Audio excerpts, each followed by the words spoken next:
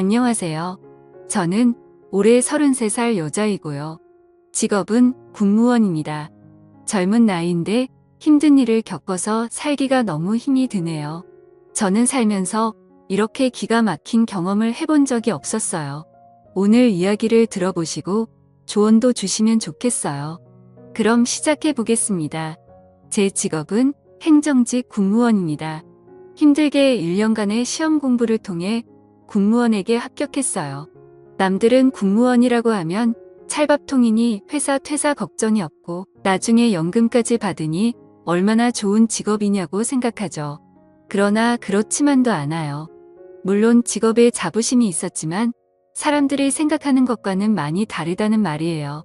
실상은 박봉에 어느 정도 연차가 있어야 삶의 질도 좋아지고 봉급도 올라가고 그때까지는 돈 벌기 참 힘들더라고요.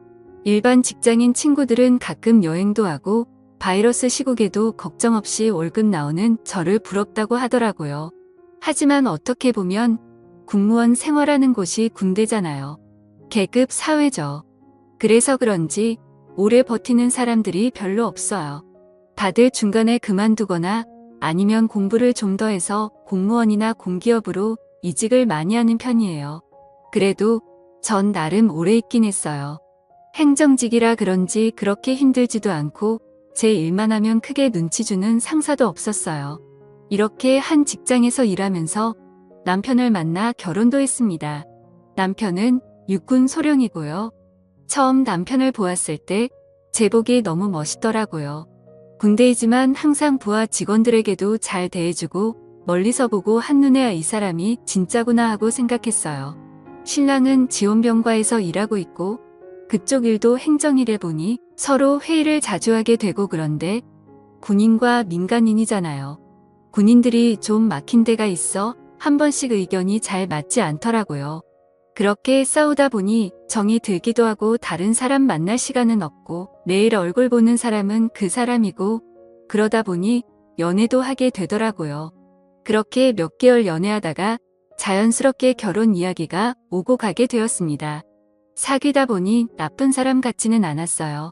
그리고 비슷한 일을 하고 있어 결혼하면 좋은 점이 많을 거라 생각했어요. 그래서 결혼을 해도 되겠다 생각했습니다. 그렇게 누가 먼저랄 것도 없이 결혼을 진행하게 되었고 우리는 동료들의 축복 속에 부부가 되었습니다. 부대장님의 배려로 해외로 신혼여행도 길게 다녀올 수 있었어요. 그때만 생각하면 꿈만 같은 시간이었고 앞으로도 계속 이렇게 좋은 일들만 가득할 거라 생각했어요. 신혼생활은 너무나 행복했어요. 같은 부대에 근무하니 집에서도 보고 직장에서도 보고 가끔 지나가다 눈 마주치면 아무도 없는 창고에서 둘만의 야릇한 시간을 갖기도 하고 이래서 사람들이 때 되면 결혼하고 나의 반쪽을 찾는다고 생각했어요. 그런데 신혼생활 6개월쯤 지나면서 결혼 생활에 대한 환상이 깨져버렸습니다. 신랑이 지원병과에서 전투병과로 옮기면서 서로 얼굴 볼 일도 없더라고요. 제가 시간이 나면 남편은 훈련으로 인해 바쁘고 남편이 시간이 나면 제가 정신없이 바쁘더라고. 어쩌다 둘 다 시간이 생겨도 데이트보다는 밀린 잠을 자는데 먼저이고 결혼만 했다 뿐이지 전과 별로 달라진 게 없더라고요. 나중에는 이게 부부인지 군대 동기인지 분간하기 어려웠어요. 그냥 한 집에 사는 룸메이트 같았습니다. 그러다 보니 부부간의 애정도 별로 없었어요. 남들은 신혼 때 더 불타오른다고 하는데 그럴 시간도 없어. 결혼 생활에 대한 회에 마저 들다군요. 그래서 공무원을 그만둘까 하고 생각도 했었는데 하지만 이 일을 하려고 공부한 시간도 아깝고 이때까지 몇 년이니 걸린 진급과 경력이 너무 아깝더라고요. 물론 돈은 넉넉하지 않았어요. 적어도 아이를 가지기 전까지는 부지런히 벌어서 저축해 놔야겠다고 생각했어요. 그런데 안 되려고 하니까 모든 일들이 제 마음대로 되지 않았어요. 사회생활이라는 게 업무도 중요하지만 인간관계도 정말 중요하다는 생각이 들었어요. 그게 제 마음대로 되지 않았어요. 바로 새로 들어온 간호장교 때문이었습니다. 일반 직장인도 마찬가지겠지만 공무원 또한 시간이 지나고 진급하고 연차가 쌓이면 선후배의 관계가 엄격하거든요. 그리고 여기는 군부대잖아요. 하지만 민간인과 군인 신분은 계급을 떠나 서로 동반자라고 해야 할까? 서로 이해하고 다독여 주려고 노력하는 사이거든요. 친한 사이는 될 수 없겠지만 적어도 불편한 관계는 되지 말자고 생각했었습니다. 그런데 늦게 온 간호장교가 유난히 되게 까다롭게 굴고 불만도 많이 있어 보였어요. 나이도 비슷하고 계급도 대위라서 저도 막대하기에는 좀 힘든 사람이었어요. 그런데 어느 날부터 저와 관계가 나빠지기 시작하더라고요. 평소에 똑같이 했는데도 뭐 행정일을 이따게 보냐 등 짜증을 엄청나게 내더라고요. 그래서 제가 한 번은 시간을 내어 물어봤어요. 저게 대위님, 뭐 제가 실수한 거 있나요? 근데 무시하듯이 그냥 말없이 노려보더니 가버리더라고요. 아무튼 결혼 생활도 재미없고 사무실에서 신경이 쓰이는 일도 생기다 보니 스트레스가 정말 많았습니다. 그러던 어느 날이었어요. 훈련을 다녀온 남편의 짐가방을 정리하는데 처음 보는 화장품이 보이더라고요. 남편이 쓰는 남성용이 아니라 여성용 화장품이었어요. 이거 당신 거 아니잖아. 어디서 났어? 그랬더니 남편은 그거 화장품 다 떨어져서 새로 샀어. 라고 겁니다. 그래, 그런데 이거 가벼운데 새 것 아니야? 아, 올라 쏟아져나 보지.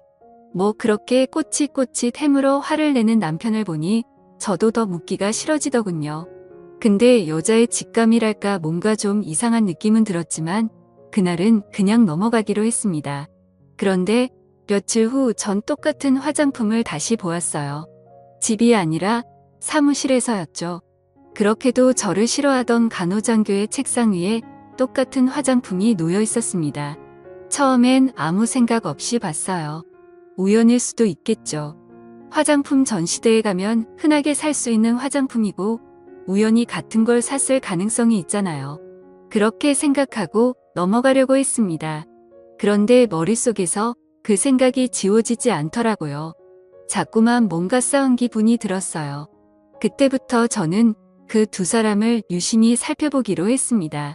회사에서는 간호장교의 행동을 주시하고 집에서는 남편을 능히 살펴보았죠. 그런데 딱히 이상한 건 없더라고요. 뭔가 증거가 될 만한 것들은 잡히지 않았어요. 어쩌면 제가 너무 예민하게 생각한 걸 수도 있겠다 생각했습니다. 그때에는 정말 스트레스로 잠도 잘 못 자고 그랬거든요. 신경이 예민한 상태였기는 했었어요. 그렇게 잊어버리고 지나가려는데 어느 날 충격적인 이야기를 듣게 되었습니다. 늦은 점심을 먹고 사무실로 돌아왔는데 사람들 몇몇이 모여서 이야기하고 있었어요. 그러다가 내가 다가가자 사람들이 황급히 자리를 떼더군요. 괜히 내 눈치를 살피면서 헛기침을 하는 사람도 있더라고요. 이상한 낌새를 눈치챈 저는 제일 친한 후배를 붙들어 물어봤습니다. 무슨 이야기를 했냐고 물었더니 그 후배가 망설이다가 제게 사실을 이야기해 주더군요. 어젯밤에 누가 남편을 봤는데 그 간호장교와 모텔에서 나오더라 합니다. 소문날까봐 몇몇 사람들끼리만 이야기하고 있는데 제가 그걸 보고 추궁을 했던 거죠. 그리고 그거 사실이냐고 사람 얼굴 잘못 근본 증거 아니냐고 물어봤어요. 매일 보는 사람인데 잘못 볼 리가 없겠죠. 일단 후배의 사람들한테 얘기는 더 이상 퍼져나가지 않도록 입단속을 시켰습니다. 가슴이 답답하고 정말 미치겠더라고요. 결혼 생활 6년도 아니고 6개월 차인데 벌써 남편이 남의 편이 되나니 이어 현실판 부부의 세계가 되었어요. 마음 같아서는 당장에 그 두 사람에게 따지고 싶었지만 일단은 참았습니다. 확실한 증거를 잡고 싶었거든요. 다행히 소문은 더 퍼지지 않았고 남편도 그런 얘기가 돌았던 건 꿈에도 모르고 있더군요. 아무 일도 없다는 듯 출근하는 그 얼굴들을 보니 정말 귓사랑 날려주고 싶더군요. 저는 먼저 남편 핸드폰에 위치 추적 응용 소프트웨어를 설치했습니다. 제 눈으로 확인하고 싶었거든요. 응용 소프트웨어를 깔면서 문자랑 통화 내용을 봤는데 벌써 지워버렸는지 없더라고요. 그렇게 남편의 행적을 추적하던 중 드디어 남편이 수상한 길로 가는 걸 발견했고 얼른 택시를 타고 남편이 있는 곳으로 향했습니다. 위치 신호는 뒤 골목에 있는 모텔에서 멈춰 신호가 잡히더군요. 저도 그 앞에서 한참 동안 잠복해 있었어요. 얼마 후 예상대로 남편과 그 간호장교는 나란히 손을 잡고 같이 나오더군요. 그걸로 증거는 충분했습니다. 하지만 전 바로 행동하지 않았어요. 그렇게 시시하게 끝내고 싶지 않았거든요. 일단 두 사람이 같이 있다는 증거는 확인했으니 그냥 이대로 끝내기에는 너무나 화가 나더라고요. 어떻게 할까 고민하다가 한 가지 방법을 찾았어요. 일단 사무실에 연차를 내고 친구들과 일주일 정도 제주도 여행을 갔다고 남편에게 허락받았어요. 그 전에 저는 집에 몰래 카메라를 설치했습니다. 핸드폰으로 집 안 상태를 볼 수 있는 카메라였어요. 고화질의 소리도 녹음되는 기종으로 샀습니다. 물론 남편은 모르게 숨겨두었죠. 어차피 남편은 집안일에 관심이 없어서 그런 사소한 변화는 눈치도 없었거든요. 남편 성격상 일주일 동안 집을 비우게 되면 틀림없이 그 간호장교를 불러들일 거라고 생각했어요. 그리고 그 예상은 적중했습니다.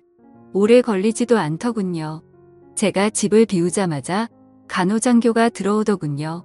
그리고는 더 이상 말하지 않아도 알겠죠. 어떻게 신혼부부 집에서 그럴 생각을 했는지. 남편도 남편이지만 그 간호장교 정말 뻔뻔하더라고요. 그렇게 녹화된 영상은 모두 저장해 두었어요.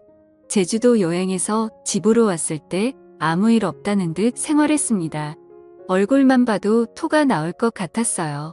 그리고 드디어 폭탄을 터뜨릴 날이 밝았습니다. 월요일 오전 행정직원과 관련된 사람들과의 미팅 시간.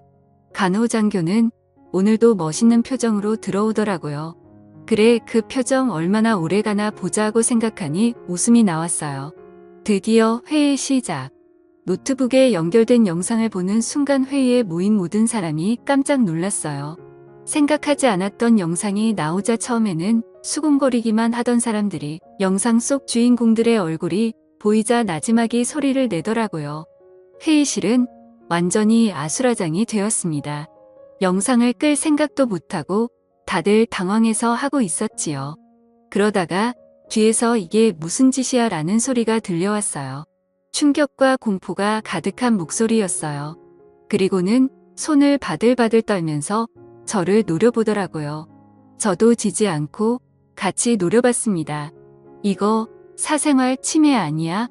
당신 고소할 거야 라고 하더군요. 그래서 저도 그래 어디 고소 한번 해봐. 내가 당하고만 있을 것 같아? 라고 해주었어요. 상황이 이렇게 되자 분노를 주체하지 못한 간호장교는 그 자리를 박차고 나가버렸어요. 공개적으로 망신당했으니 군생활 똑바로 할 수는 없었겠죠. 그 후로 들리는 소문으로는 전 남편과 간호장교는 그 사건이 벌어진 이후로 서둘러서 제대를 하게 되었다고 하더군요. 저 또한 이혼과 몇 년간의 군무원 생활을 정리했답니다.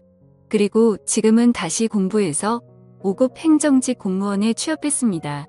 지금까지 제 이야기 들어주셔서 고맙습니다. 이렇게라도 이야기하니 속이 시원하네요. 오늘도 건강한 하루 보내시고요. 그리고 항상 남자 조심, 여자 조심, 사람 조심하세요. 감사합니다.